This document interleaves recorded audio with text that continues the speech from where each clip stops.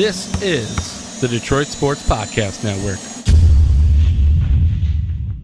Welcome back to Top Shelf. Finally, we've had a couple weeks off, little holiday break with the 4th of July. Nice summer vacation. Celebrating America.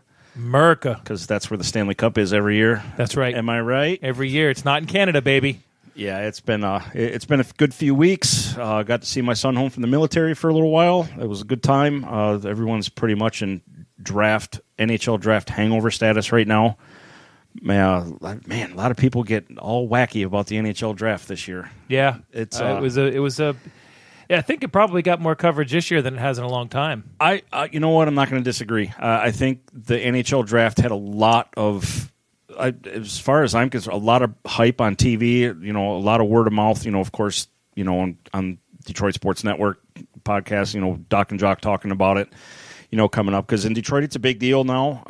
You know, I've said it before in past episodes. The draft hasn't really mattered as much as it has the past few years. So naturally, you know, the reactions were kind of funny. I was scratching my head at the first pick, just like everyone else, and I don't think anybody was more shocked than the first pick himself. I was going to say, I think Sider was scratching his head a little bit too. It was funny to see. To me, it was more funny to see the reactions on Twitter and online. Like, you know, you have one group of fans that were like, what the heck's going on? What are they doing? Or what's Yzerman doing? Why do we take him? Blah blah blah blah blah. And you know, it's, you know, credit to Adam and John for having Darren McCarty on, and he was like, hey, settle down. Yeah, he was talking about Sider's hockey IQ. It's you know, I'm gonna take McCarty's word on it a little more than I would the average fan that's on Twitter. You think? You know, because you know he knows a few people. A couple. He's worked with the current GM a little bit. Bit. They had a little bit of success together, so he kind of knows what makes Stevie tick. You got to trust the scouts. Just to put my 2 cents into what they did. I mean, I feel like they got a lot of value for what they got. I agree. I did a lot of research on these guys after they were picked. Obviously, it's not like football where you know a lot about these guys going into the draft. You hear the name and you're like, okay, well, let's look this guy up. I see him play every Saturday. Yep. A lot of these guys have outstanding minor league or youth hockey pedigrees to them.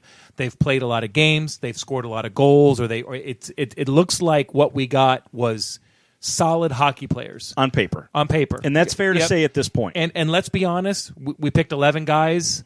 4 of those might work out. That's just how pro sports is. But You know what? If you've got 4 guys that can contribute that you pick every year, you're going to be successful. And we got to acknowledge that Yzerman obviously went into this draft with a plan. 11 picks. We picked 6 defensemen or goalies, and they got big. Yeah, I agree. And that's one thing I think I really wish hockey fans, or more specifically Red Wings fans, would kind of take into account. We don't know. Everyone just take a breath, relax, don't turn into a Twitter thumb tough guy and like start going off the rails and being upset and angry about who we took and all that. Just step back and look at what I'm going to just dumb this down big time because I like to do that for myself. Dumb it down. They took 6 defensemen. There's 5 defensemen and a goalie. Okay, 5 defensemen and a goalie. So you can kind of lump the goalie in with that. But they took 5 defensemen, and we've been talking about it episode after episode. The weakest link on this team is the back end in the defense. Well, apparently they feel the same way. They listened because Steve called and he was like, "Listen, you're onto something here." Because he was wondering what I was thinking. Yeah, I threw. He was. We threw our 2 cents worth in. They addressed it on paper. We know nothing about these players. And the one thing that the NHL draft, to me, you can't put it in the same category as the NFL draft because it's like you said, it's different. We don't see these guys on a regular basis, so it almost gets too much exposure. Because let's face it, out of 11 players, how many of those players are going to go play for the college that they're agreed to, or maybe play in a different league, a minor league, either overseas or whatever it is? So if you get, like you said, 4 out of the 11 that contribute to this team in a year or two, I think that's a huge win. We would like to see players come in right away, like Larkin, and all of a sudden, let's face it, Larkin's going to wear the C next year. If not, I'll, probably eat my shoe. It's just going to happen. Feed somebody else your shoe. Or feed someone else my shoe if they don't get it. overall, we just have to relax when it comes to the draft and see what's going to happen. So even with these draft picks this year, we know 2 of these players have committed to Boston University. 2 of the first 6 have committed to Boston University. And you know what? That's not a bad thing. Because big picture, it's not a bad thing. Absolutely, because you know what? Now these guys are getting development, and you're not paying for it. Right. So, but to the fan like me, big picture is great, but I'd like to start enjoying playoff hockey that much more watching our home team in it. So you kind of get a little. I can see where some of the apprehension comes into play because we're sick of not having our team in the playoffs. Hopefully that's going to happen soon. So I don't know. Every GM has a plan. For every sport, every GM has a plan. Now, whether it's a good plan or a bad plan, you don't know. Except for the Florida GM. We don't know what that guy's I don't know what that deal was there. We'll talk about that next week because we got a full show for you here. But every GM has a plan of some sort. We don't know what it is. Does he want to be fast? Does he want to be big? Does he want to be strong? Who knows? Obviously, they had a plan moving into this draft because, like you said, 5 defensemen. And they signed a pretty big-time free agent defenseman coming in. So they knew that they had some stuff that they had to address. You know what? Every journey starts with the first step. Yep. So let's hope that makes a difference for us. Let's just wait and see, and then hopefully we get a superstar out of it. We or some decent players. And speaking of superstars, guess who we got calling into the show this week? A big name superstar. Ooh, a big name superstar. Big name. I'm trying to make a joke, and I literally cannot pull up a big name to. I know, right? John Stewart's calling in? Yeah, right? No, Adam Strozynski from the Doc and Jock Show is going to be calling in, and we are going to get his 2 cents and his reaction to our beloved Red Wings, how the draft worked out, his thoughts on it, and just go from there and to get some reaction from him, which I'm looking really forward to. I know we've wanted to get him on, but his schedule's been pretty busy, but I finally got him. So we locked him down. We're gonna talk to him here in just a second. Yeah, we sure are. We want to pitch ourselves for our other podcast, Top 5 for Fighting. You can catch us on the Podomatic Network, just like you're catching this one. You can also go to our webpage, top5forfighting.com. It's a good time. It's every conversation you'll have with your buddies. Give us a whirl. We have a good time with it. Hopefully you can listen to it and chuckle to yourself a little bit. We have a lot of fun with it. We talk about some sports, just guy stuff, sports, movies, comics, games, whatever's going on really in the news. And it's, let's face it, being in Florida, there's a lot of crazy stuff that goes on, so you'll get some good Florida stories every now and then. Fun times, good times. But check us out, top5forfighting.com. You can also follow me on Twitter, which is at Putty2773. I'm at GBishop2, at GBishop72. I almost forgot my Twitter there for a second. Yeah, and our Top 5 for Fighting has a Twitter. At top5forfighting.com. Top the number 5 for fighting. Perfect. So let's talk to Adam. We are going to talk to Adam. Thanks, guys. All right, finally, on Top Shelf. I've been wanting to do this since we started this little thing. I finally got our first guest. Not a celebrity in most people's minds. But you got Wayne Gretzky? But in my mind, he's a celebrity. Adam Strozynski from Doc and Jock, who I got to meet. Oh, that's better than Wayne Gretzky. A couple years ago. Talk to him all the time, and just another big Michigan guy like myself. And Adam, how you doing? You guys are going to inflate my head. I'm sitting in a radio studio right now, and I'm not going to be able to move here. That's what I mean. You're a celebrity. Wayne Gretzky love. Yeah, I mean, you're like the biggest celebrity ever on our show. Because I'm the first. Hey, Gretzky's good, but he's no Iserman. I'm sorry. Hey, how have you guys been, man? You guys do exceptional work. I want you guys to understand how good you guys are. You guys have come a long way in a very short time. I think both your podcasts are amazing. You guys do awesome work. Thank you very much. Yeah, Mike stepped back from the microphone because he's crying just a little bit. My head literally just got so big my headphones popped off. Hey, I really appreciate that, Adam. Yes, thank you. I've told you this numerous times. It was Greg and I don't know if I told you this, but Greg and I met each other while we were working at Lockheed like 6-7 years ago. But when you and John had me in and did that Saturday episode before the Penn State game, I came back home to Greg. I'm like, we have to do this because that was the most fun hour I've had since my honeymoon. It's crazy how they fly by, don't they? It's like, nuts. Each podcast episode just seems next thing you know, you look at the clock, you're like, holy cow, half hour went by. How'd that happen? It's awesome. It is. It's crazy. But yeah, I appreciate that because we're working hard on it. I've been listening to you guys for a long, long time. Take notes, try to get to your guys' level. Yeah. Speaking of exceptional podcasts, I mean, I don't really listen to a lot of sports podcasts simply because it goes by so fast and I'm so busy I don't get to catch up. I don't care has gone on, I always make sure that I listen to you guys every week. And living in Florida, I'm like, who's that guy? It doesn't matter. They're great. Yep. We really appreciate that. We really do. You guys are awesome. We appreciate the love and you guys listening. Yeah. Let's move on from this slurp fest here. Let's talk some hockey. Can we do that? Yeah, we can talk some hockey. Thank God. And that is why again, we say it every week that we're thankful that you and John gave us this chance to do this Red Wings, because I've been complaining about it for how long, Adam? Why don't we talk more Red Wings? Forever. All right, so here we are. As long as I can remember. So, a couple questions that I have saved and loaded ready to go for you. What did you think of the overall draft that the Red Wings had? I thought Steve Yzerman did a good job. I think he went into this draft looking to address needs, and specifically needs on the defense. I think everybody kind of gets tied up with that first-round draft pick. And Moritz Seider, I think he's going to be a good player. I think it was a little bit of a reach. I think Steve Yzerman has even come out and said as much himself. But I think everybody gets wrapped up with that pick. The draft is much more than just one guy. Sure. And when you look at what the Red Wings have done when they were basically putting their dynasty together, I'm going to call it a dynasty. Sure, it is. They were getting value from rounds 5, 6, and 7, and I think that's where Steve Yzerman is going to really capitalize on his draft. I think he's got some guys, some prospects that could really pan out. I mean, if you can draft a guy in the 4th round, 5th round, 6th round, and he develops well enough to where he could become a second line forward for you. Yep. I mean, what are we talking about here? That's incredible value. And I think he might have that here. I mean, you look at a guy like Datsuk and a guy like Zetterberg, those guys were all late round draft picks that panned out and became stars. In Datsuk's case, you could argue he was a fringe superstar. And as far as Zetterberg goes, he was a guy who was a stalwart. He was a guy who was a star level player. He did everything well.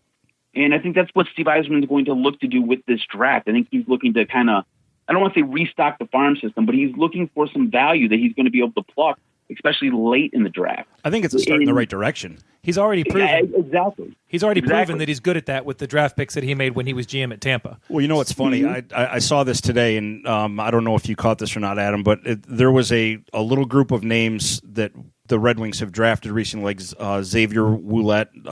You'll remember that name. Like a lot of those mid-level Griffin players or whatever like that. Well, all these players, there was like 4 or 5 of them that were drafted before Steve Yzerman drafted Nikita Kucherov.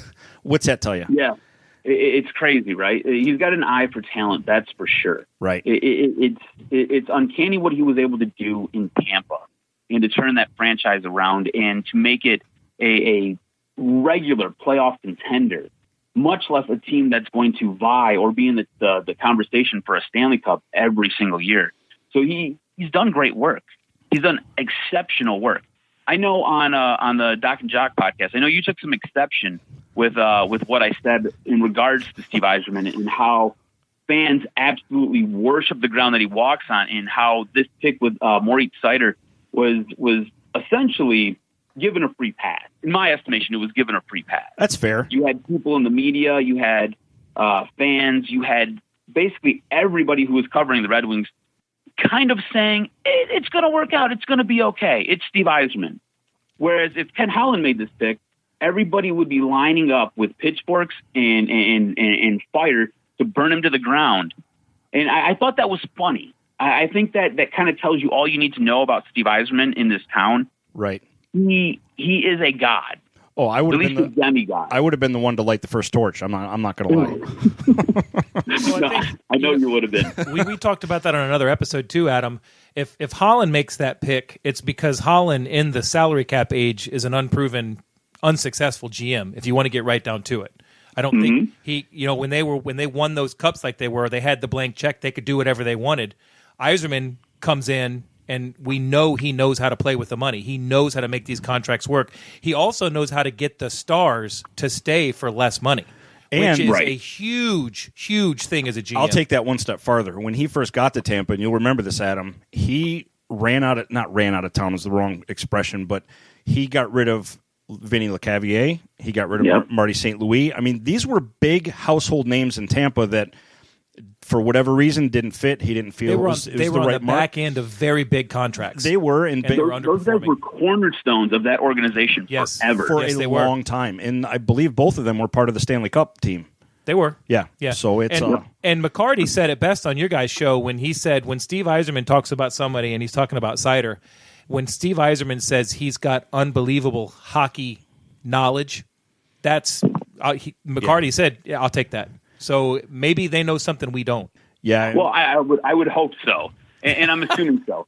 I thought it was funny, and I guess my ire kind of got raised because it was just weird. Because not too long ago, you had a general manager who won you Stanley Cup, but if he makes the same exact move, he's the Antichrist.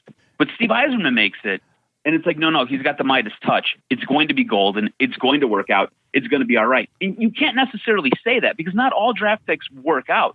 Even Steve Yzerman came out and was like, it was a little bit of a reach, but this is a guy we really wanted. That's true. So with him saying is the guy we really wanted, I guess it kind of gives you all you need to know, especially with we just talked about how he addressed his talent and how he has a great eye for it. That kind of tells you all you really need to know. He should work out. It should happen. And you should be able to see him in hopefully 2 years playing with the big club.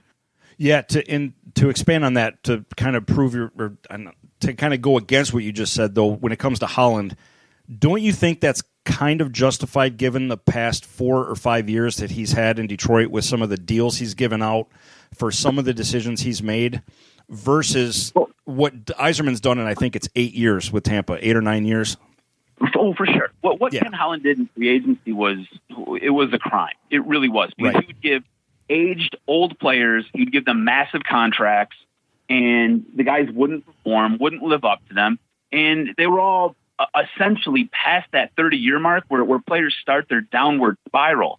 So he was lacing older players with buckets and buckets of money, and you would tie up your salary cap. You wouldn't be able to do anything. The worst part was the veterans always got the nod.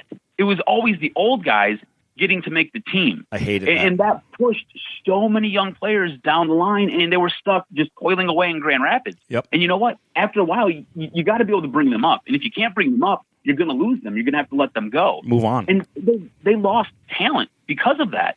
But to be fair, Grand Rapids is a pretty nice town. They have a good. Sure. They just happen to have a really good team, which I still personally think that Blashill should still be there, but that's a whole nother argument for another day. But along with that, and I wanted to get your opinion on this as well, Adam, because it's something that, and I had said a few weeks back, I've never paid this much attention to the NHL draft that I have probably the last 2 years, because let's be honest, we haven't had to for a long time. My kind of overall take of the NHL draft, it's overblown. And for the simple fact is, like you just said, all of these people getting drafted, with the exception, I think this year was, 2? We don't know who the hell these kids are. We've never seen them play. We don't see the European leagues or anything like the scouts for these teams do. So I think too much gets put. The overreactions from fans, both good and bad, I think are really misplaced because you simply don't know. Like McCarty was saying, those guys know these guys. We don't. Right. And that's true. As far as the NHL draft goes, nobody really knows any of these guys because half of the draft plays over in Europe.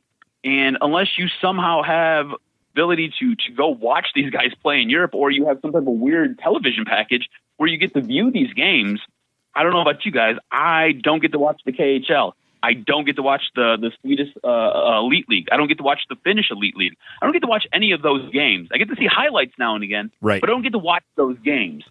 So when it comes to the NHL draft, nobody really for probably 2 or 3 years. And it's just because it's this crazy mix of young players. The one thing I will say, there is a lot of young players that I watch that play in the OHL. If you have NHL Network, a lot of times they will have OHL games or they will have some type of minor league hockey game on. And yes, I love watching those games. I tune in. I think they're great. When the Plymouth Whalers were here, when they were actually a franchise, I would go to multiple Plymouth Whaler games, and they were part of the OHL, and I love OHL hockey. I think it's great. I do too, and one of the biggest reasons that I love watching those games, and I don't know if you feel this way or not, it's fast. These kids are lightning fast. Yep, and ultra talented too. Right. It's not like you have like one guy who is every now and then somebody might be heads and tails above everybody else, but the games are competitive. Yep. They're competitive, they're hard hitting, they're fast paced. It's really, really and truly incredible hockey for a very small dollar amount. So I never had a problem paying the money to go watch these games. Yeah, and I can totally agree with that. So, I mean, you're right. When it comes to the NHL draft, it's very hard because it's not like the NFL draft. NFL draft, you're basically watching these guys who are getting picked every single Saturday. Yep. With the NHL draft, you're not watching any of these guys unless maybe they're playing in a college that you root or support, and you get to watch their games either here locally in Detroit. If you have the Big Ten Network, you can watch guys who play at Michigan State, at Wisconsin. You can watch those games, but otherwise, good luck. I mean, unless you're going to Plymouth to go watch the guys who play for USA Hockey, you're not really going to have a chance to see what's going on and who's getting picked. So you do have to trust the scouts. You have to trust the front office. You have to trust Steve Yzerman to know what he's doing and to make the right call.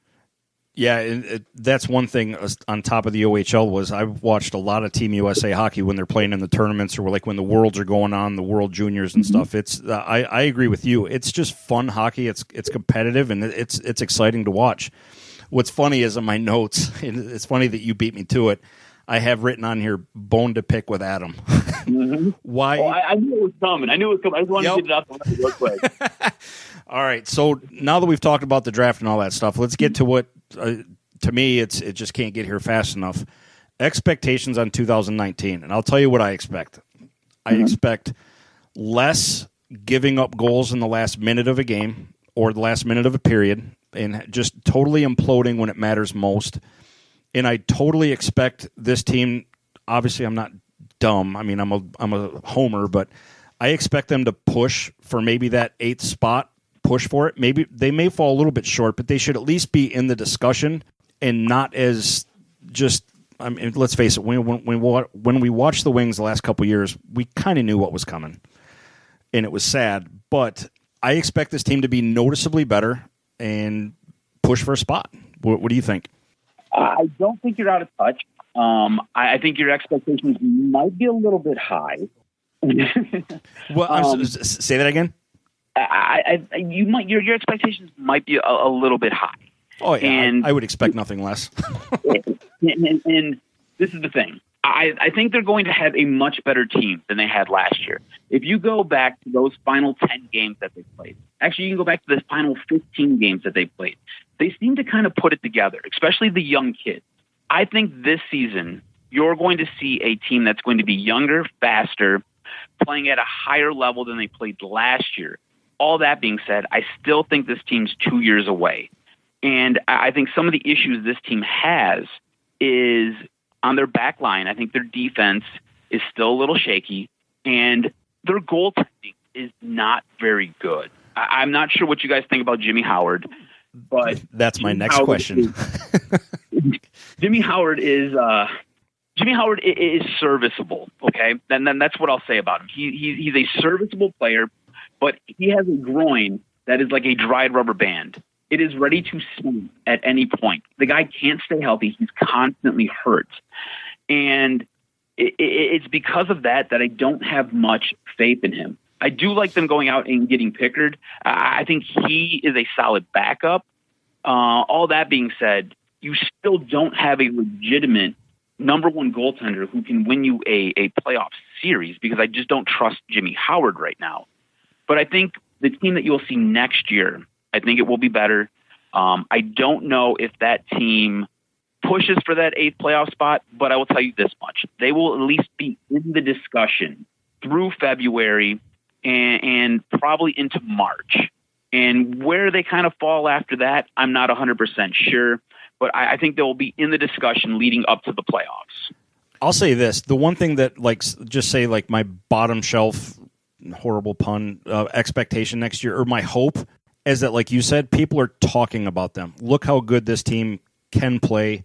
Put a few good win streaks together, and not as many losing streaks. Yeah, absolutely. Last season was was really weird because they would go on these incredibly long losing streaks, then they'd win a couple, and then incredibly long losing streaks. And like I said, you've seen a lot of maturity out of guys like Tyler Bertuzzi last year, who really took a massive step forward.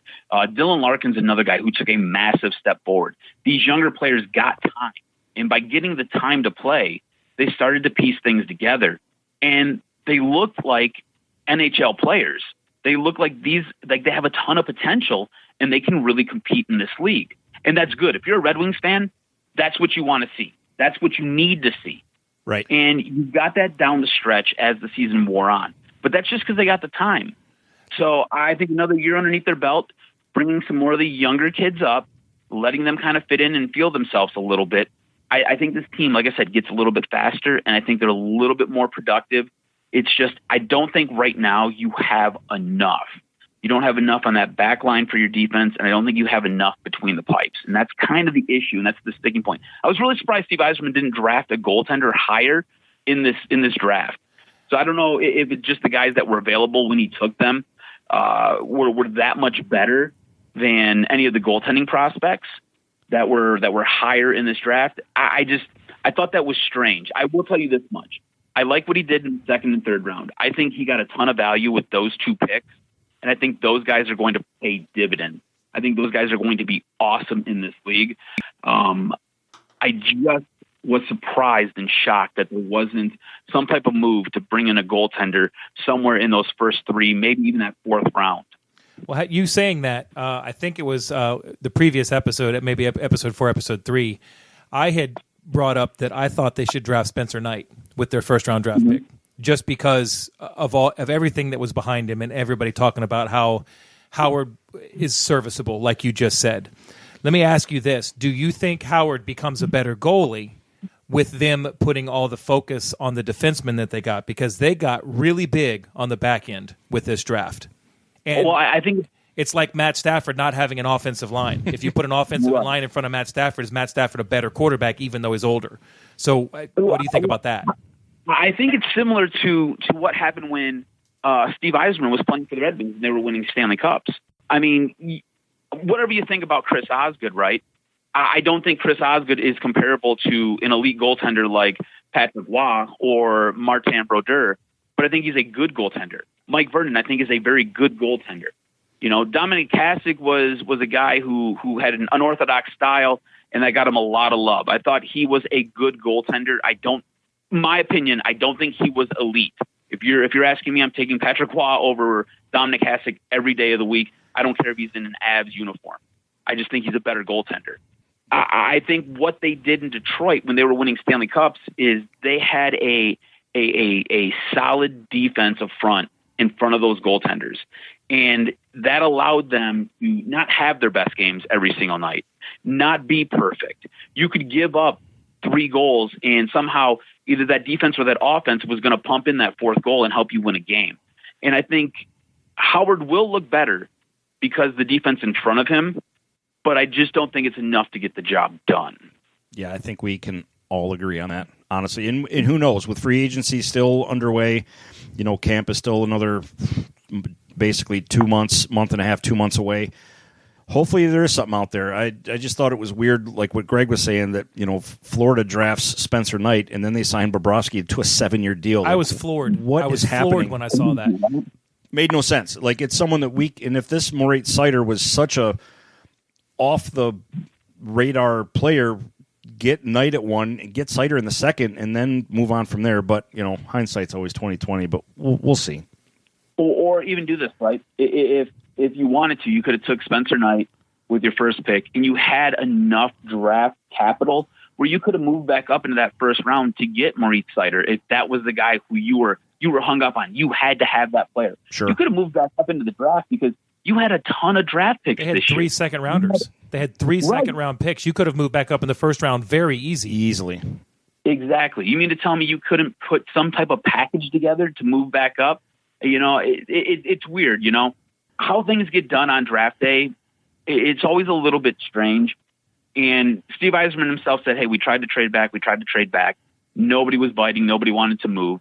all that being said, that's fine and dandy. I think you haven't had an elite goaltending prospect on this team, and I can't tell you how long.